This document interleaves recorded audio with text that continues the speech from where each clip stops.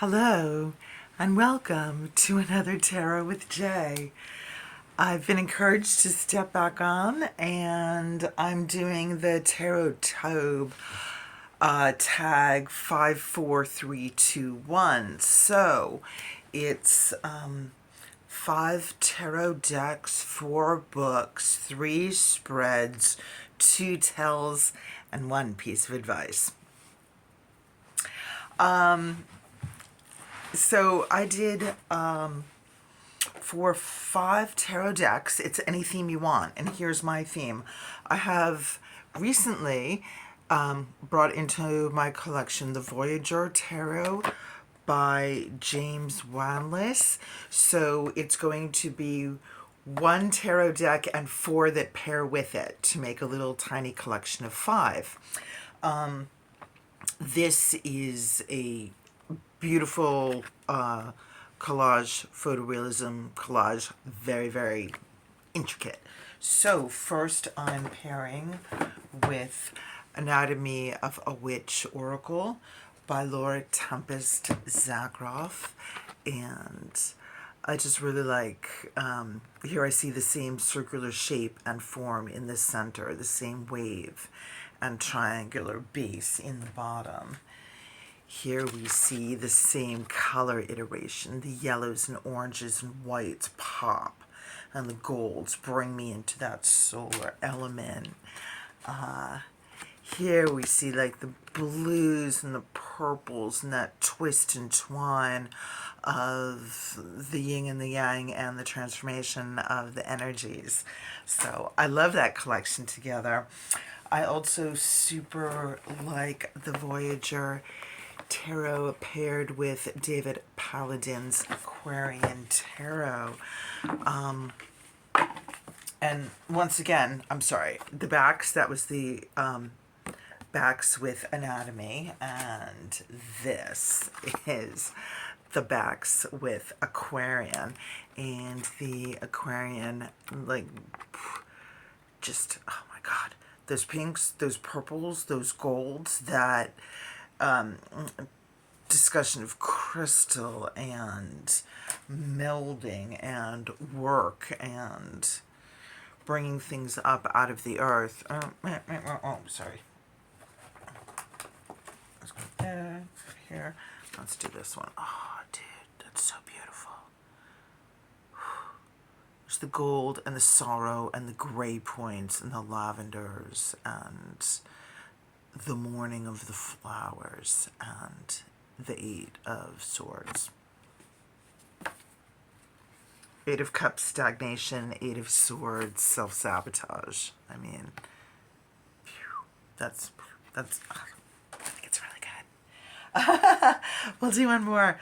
Oh, look, Death and 5 of Rods. Fabulous.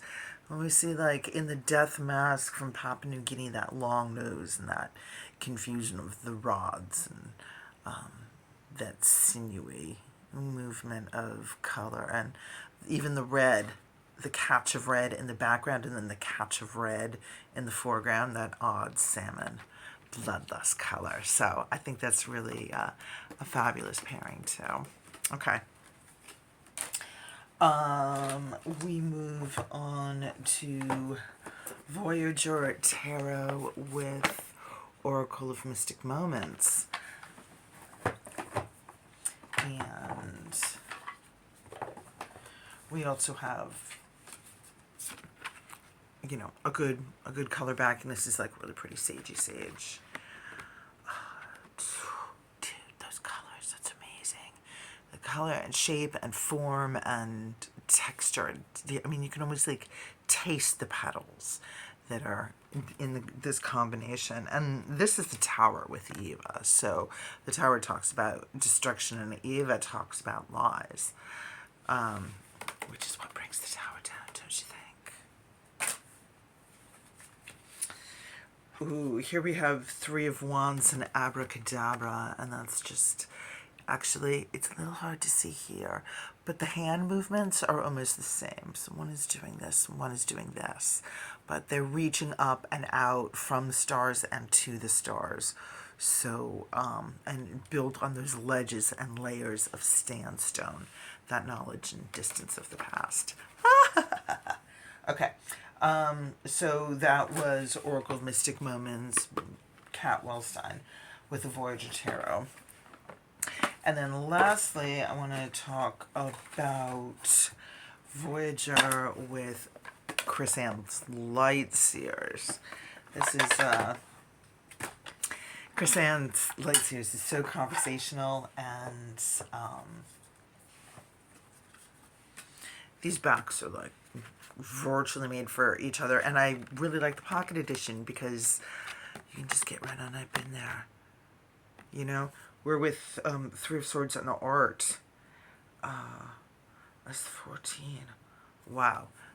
The mercury dripping through your hands, the expression of that, the rainbow that changes from dark to light, the process that pains.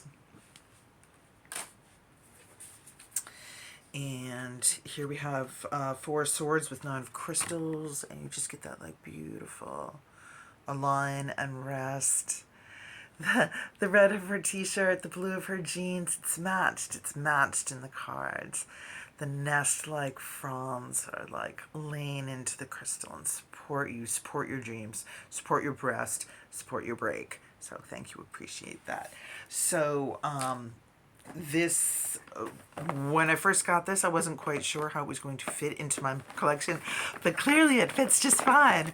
So that's 1 plus 4 are my 5 decks that are going together.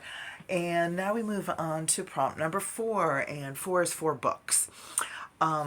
So this is a little off grain, but actually I like black and white guidebooks. It actually makes me appreciate my color cards for different reasons. So for example, in Shadowscapes,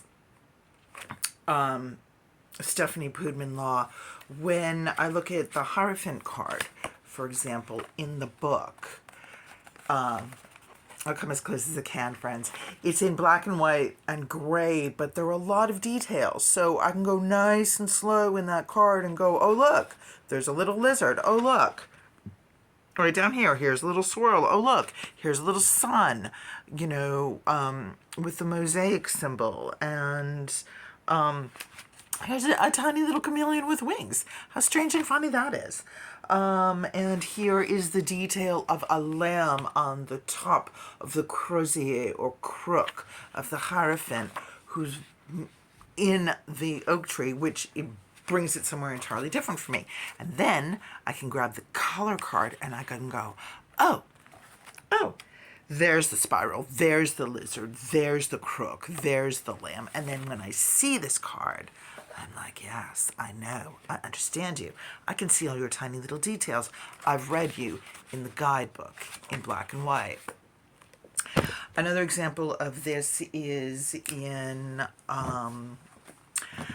This Might Hurt Tarot. The guidebook is in black and white, and so let me grab, Queen of Cups.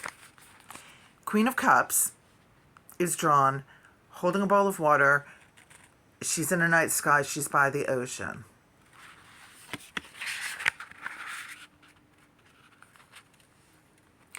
They've colored the moon in it. They've included the moon. They included the moon and the reflection, and it adds to the star and the wave and the surf and the foam and the meaning and the cups. It's such a difference between what was drawn and then what was produced. This Might Hurt was drawn for the artist to learn the art of tarot, to understand tarot and understand something more about themselves. This shows process. So I think that's really exciting in this black and white guidebook.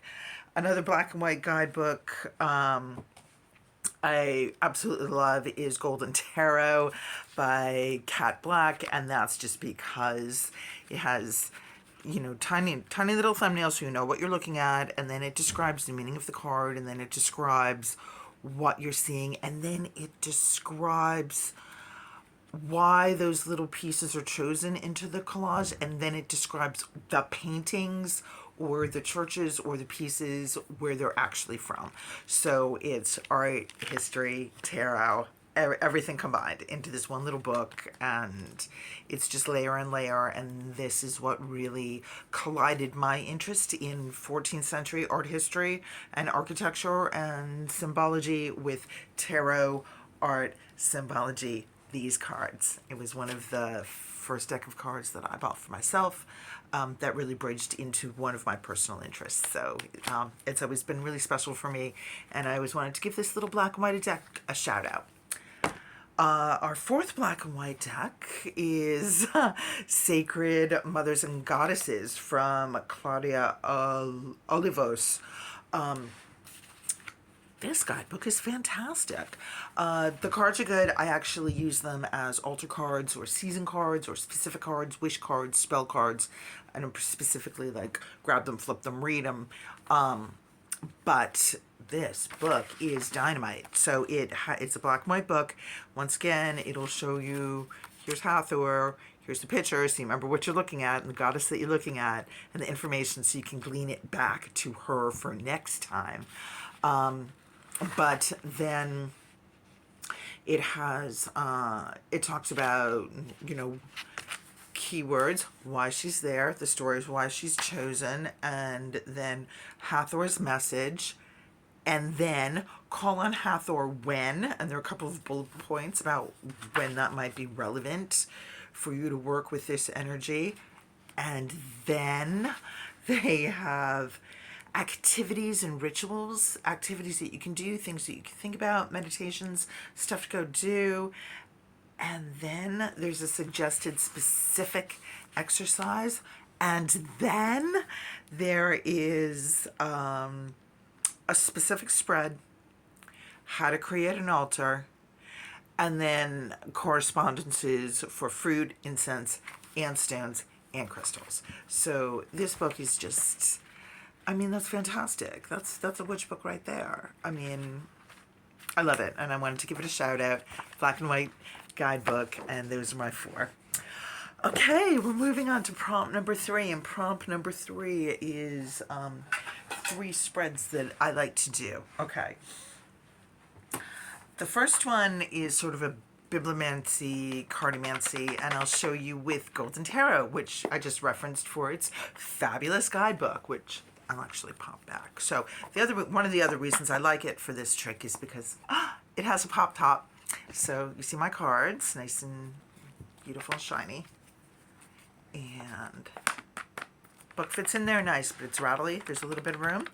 So you just get it ready, and then you just pull one. You just go ahead and pull it. What do we get? Ooh, the moon.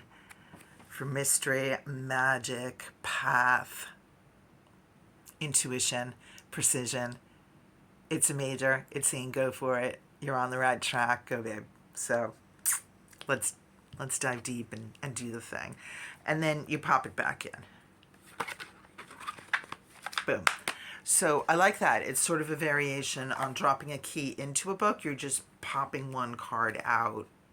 And it's really neat, especially if you have some exciting boxes, or I've even done this with the tiny rider weight that I keep in a velvet bag in my handbag when I'm in line, like at the supermarket, or I'm feeling stressed out on a journey, or I'm waiting at the doctor's office for them to come in and I just want to draw one card. Well, in the doctor's office, waiting for them to come in, shivering because it's really cold, I was like, fuck it, I'm just going to draw a card. So it was the Page of Swords, Rider Waite, wielding a sword, and in comes the doctor, and it was quick, and it was pointy, and there you go. It was very apt. So I just thought it was a funny little point, too. Okay, that's one. Spread number 2. Let's do shadow work. I actually drew it for you. Bum, bum, bum. Can you see it? It's a big arrow. Let's dive deep and do shadow work. You lay down 6 cards. Number 1, what do I need to know about myself? Number 2, no really.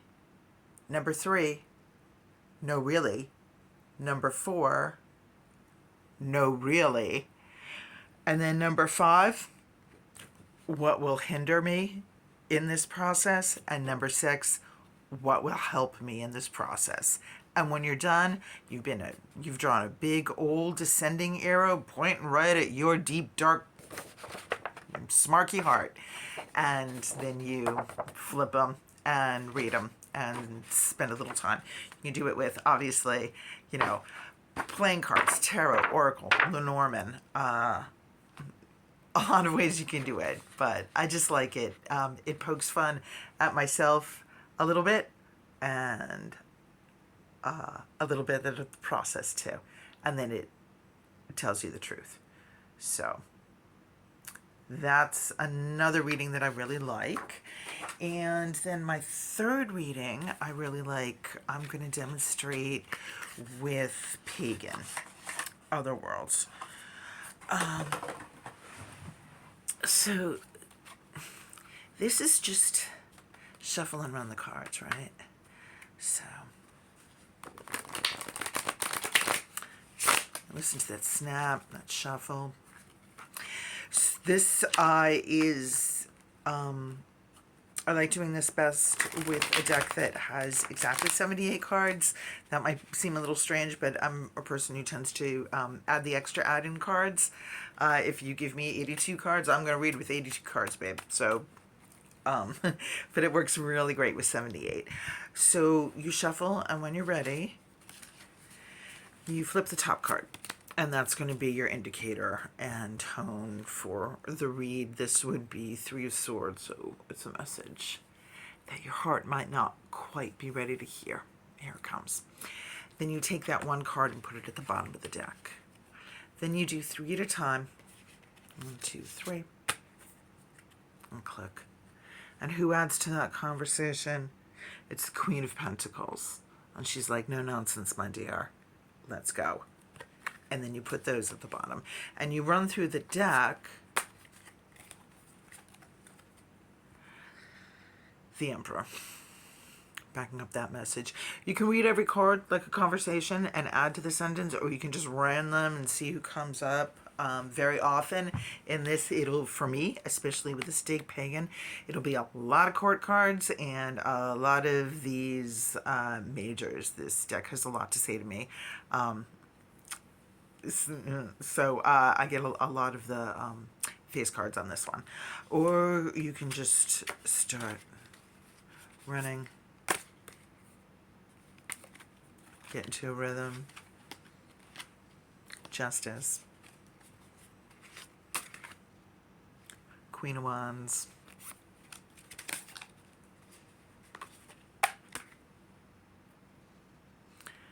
Seven Wands.